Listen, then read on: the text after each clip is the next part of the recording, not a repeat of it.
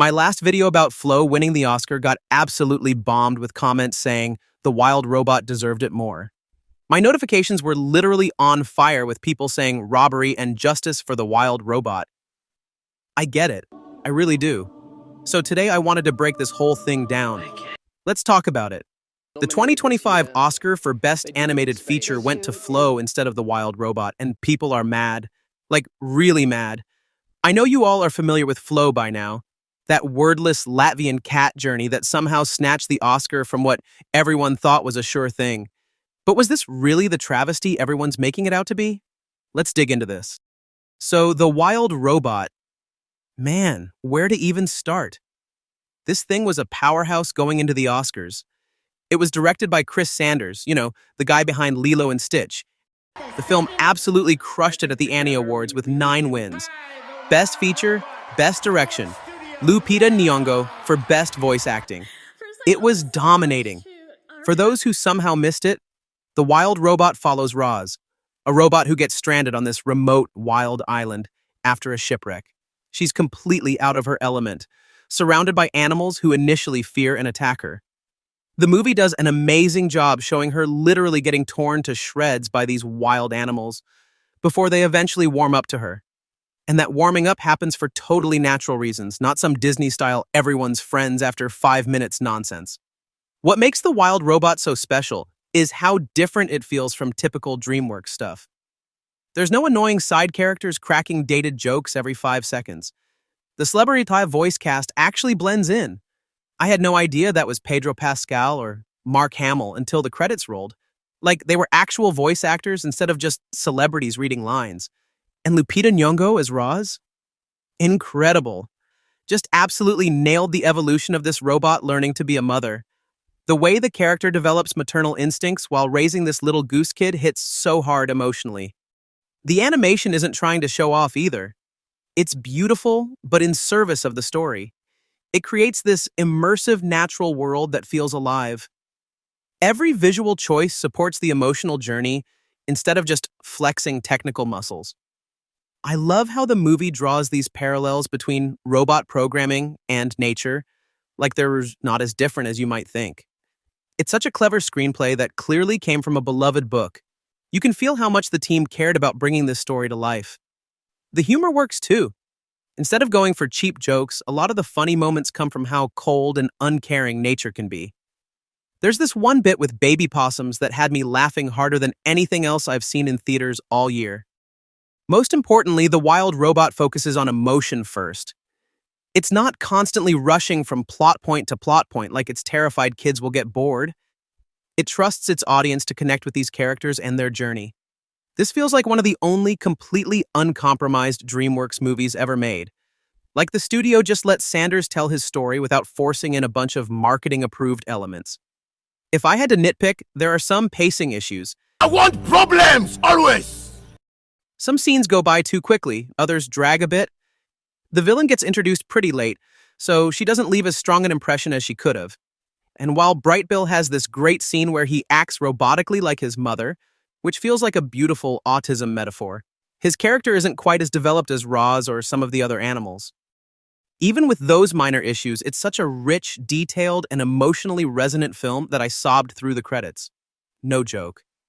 After Flo won, my Twitter feed exploded. People posting stuff like, "Wild Robot was robbed. I have never sobbed at a film that much in my life." Another person wrote, "The Wild Robot deserves that award more." Yes, Flo is a great movie, but Wild Robot was way heartwarming and phenomenal. I totally get it. The Wild Robot made people ugly cry in theaters. It dealt with heavy stuff like death and finding your place in the world, but in a way kids could process. It felt like Oscar bait in the best possible way. A film with technical excellence that also punches you right in the feelings. Even before the ceremony, most industry people considered The Wild Robot such a lock that Flo's win became one of the biggest surprises of Oscar night. Though a few critics did call it, Decider actually published something like, "The Wild Robot seemed like a surefire Oscar winner." Then, Flo rushed in before the ceremony, so some people saw it coming. But here's the thing about the animation category at the Oscars, it's weird. Like, really weird. Remember, this is the same Academy that gave Brave the Oscar over Wreck-It Ralph and Paranorman. The same group that chose Rango over Kung Fu Panda 2. They often go for the artsy choice over the crowd pleaser. DreamWorks especially has had a rough time with the Oscars. Think about it. The Shrek movies, the How to Train Your Dragon series, these are all-time classics that kept losing to films that were more artistic.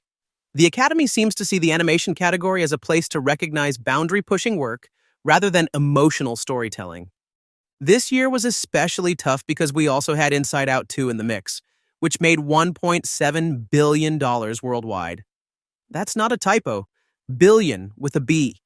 It was literally the highest-grossing film of 2024, animated or otherwise, until this film came. Nonetheless, it still couldn't win. So why did Flow deserve this win? I know many of you are still mad, but hear me out. Flow represents animation as pure art. No dialogue, just visual storytelling. The Academy loves that stuff. They eat it up. It's animation stripped down to its core, telling a story through movement, composition, and visuals. That's animation in its purest form. The film also came from Latvia, marking the country's first ever Oscar win. The Academy loves recognizing international animation that pushes boundaries. They've done it before with films like The Red Turtle and Persepolis. Flow continues this tradition of highlighting animation from outside the Hollywood system.